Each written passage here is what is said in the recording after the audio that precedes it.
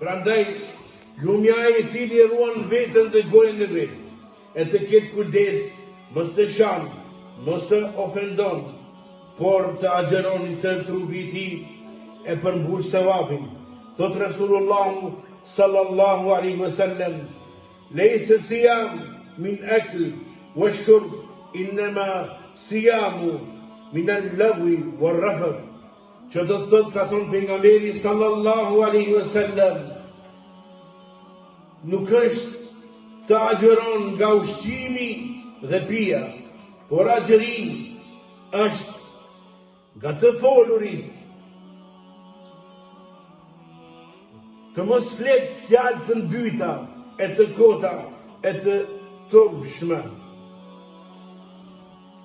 Rasulullah sallallahu alaihi wasallam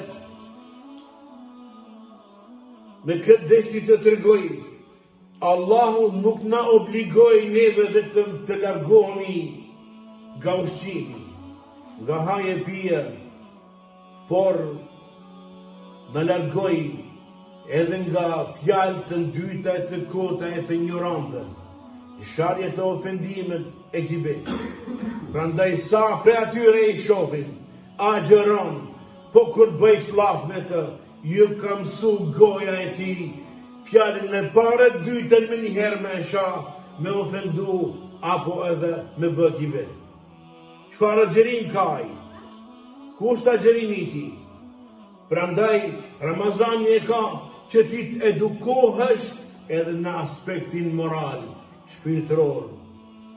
E jo vetëm të rinë i uritur dhe i etur dhe ti mendon se kush e di çka bën. Largoni nga sharjet, nga ofendimet, largoni nga gibeti, nga përgojimi, pashet tënët, largoju nga barkja e fjalëve, nga se ta rrezikon agjerimin.